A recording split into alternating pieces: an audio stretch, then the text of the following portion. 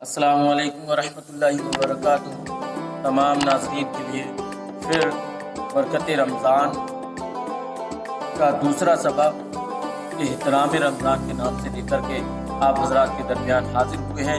اس سے قبل آپ حضرات سے گزارش ہے کہ ہماری ویڈیو کو لائک کریں، کمنٹ کریں، شیئر کریں، اور جو حضرات ہمارے چینل علم کا سورج پر نئے ہیں اس سے گزارش ہے کہ ہمارے چینل کو سبسکرائب کریں اور گھنٹی والا بٹن دبائیں۔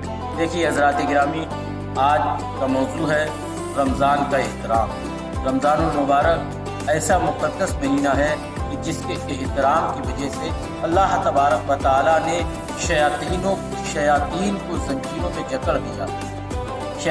زنجیروں میں جکڑ دیا اور جنت کے دروازوں کو کھول دیا، جہنم کے دروازوں کو بند کر دیا۔ حضرات گرامی، رمضان کے احترام کی وجہ سے اللہ تبارک و تعالیٰ نے شیاطین کو زنجیر میں جکڑ دیا ہے۔ لیکن حضرات گرامی، یہاں پر ایک سوال بھی پیدا ہوتا ہے، وہ یہ کہ جب شیاطین جکڑ دیے گئے ہیں پھر بھی رمضان میں برائیاں کیوں پھیلی ہوئی ہیں؟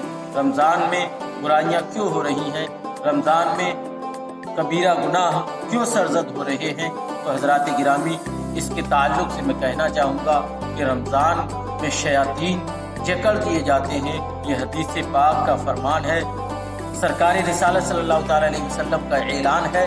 یہ بات حقیقت پر مبنی ہے، لیکن انسان کا جو نفس امارہ ہوا کرتا ہے، اس کے بارے میں اللہ تبارک و تعالیٰ نے ارشاد فرمایا، ان النفس لمارۃ بالسوء، بے شک نفس امارہ برائی کی دعوت دیتا ہے۔ تو حضرات گرامی، یہ نفس امارہ جو برائیوں کی رغبت دلاتا ہے انسان، اسی وجہ سے انسان برائیوں کی طرف راغب ہوتا ہے۔ لہذا ہمیں چاہیے کہ اپنے نفس امارہ کے ساتھ جہاد کریں، اس پر کنٹرول رکھیں، کیونکہ حضرات گرامی یہ رمضان کا مہینہ ہے، اگر اس میں برائیوں سے نہیں بچے، جس مہینے میں شیاطین کی زنجیروں میں جکڑ دیے گئے ہیں، جہنم کا دروازہ بھی بند کر دیا گیا ہے، لہذا اگر اس مہینے میں برائیوں سے نہ بچ سکے تو پھر افسوس کی بات ہے، اور کب ہم برائیوں سے بچ سکتے ہیں۔ لہذا اس لیے اگر کوئی بھی برائی ہمارے اندر ہے تو اس برائی سے بچیں،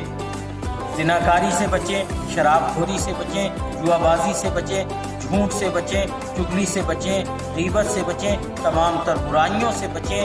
جو برائیاں اللہ تبارک و تعالیٰ نے صاف واضح بیان فرمائی ہیں، ان سے خصوصی طور پر بچنا چاہیے، اور گناہ صغائر سے بھی بچنا چاہیے، کیونکہ حضرات گرامی اگر ہم اللہ تبارک و تعالیٰ کے احکام پر عمل کرتے رہیں گے اور برائیوں پر عمل کرتے رہیں گے تو اللہ تبارک و تعالیٰ اسی رمضان میں بے شمار لوگوں کی مغفرت فرماتا ہے۔ تو یقیناً مسلمانوں، اللہ تبارک و تعالیٰ ہمارے گناہوں کو بھی معاف کر دے گا۔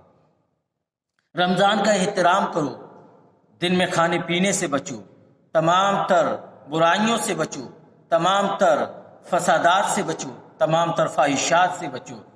چونکہ حضرات گرامی ایک واقعہ آپ حضرات کے گوشے گزار کرنا چاہتا ہوں۔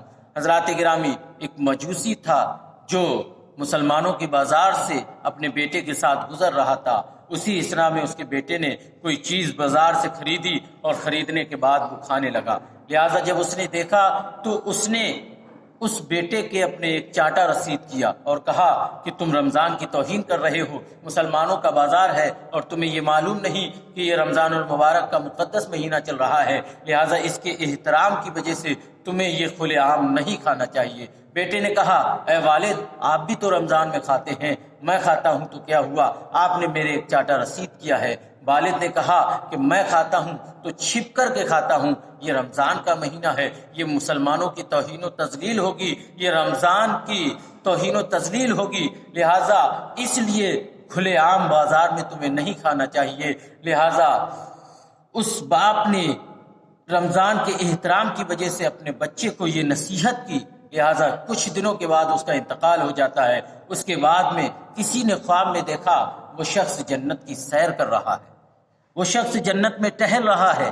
لہٰذا پوچھا گیا کہ اے شخص، تو مجوسی تھا، تو آگ کا پجاری تھا، تیرے اعمال اتنے اچھے نہیں تھے کہ جنت میں جا سکتا تھا، تو اس لائق نہیں تھا، تیرا ایمان تیرا یقین اس لائق نہیں تھا کہ تو جنت میں جاتا، آخر تو جنت میں کیسے ٹہل رہا ہے؟ جنت کی سیر کیوں کر رہا ہے؟ تو شخص نے کہا کہ میں رمضان کے مہینے میں مسلمانوں کے بازار سے گزر رہا تھا، اسی اثنا میں میرے بیٹے نے کچھ چیز کھائی تو میں نے اس کے تماچا رسید کر دیا اور اسے نصیحت کی کہ بیٹا رمضان کا احترام کرتے ہیں اور مسلمانوں کے بازار میں کھلے عام کچھ نہیں کھانا چاہیے، لہٰذا اسی وجہ سے اللہ نے مجھے توبہ کی توفیق دی اور میری موت سے کچھ دن پہلے میں نے کلمہ طیبہ پڑھ لیا اور اسلام میں داخل ہو گیا، اسی وجہ سے اللہ تبارک و تعالیٰ نے مجھے جنت کا پروانہ عطا فرما دیا ہے۔ تو حضرات گرامی، یہ بڑی خوش نصیبی کی بات ہے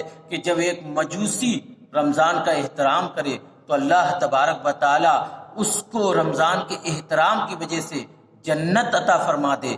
تو یقیناً اگر ہم ایمان والے ہو کر کے رمضان کا احترام کریں گے تو اللہ رب العالمین اپنی رضا بھی عطا فرمائے گا اور ہمیں جنت کا پروانہ بھی عطا فرما دے گا۔ لہٰذا اس رمضان کی قدر کریں اور رمضان کا احترام کریں، رمضان میں فاحشات سے بچیں۔ السلام علیکم ورحمۃ اللہ وبرکاتہ۔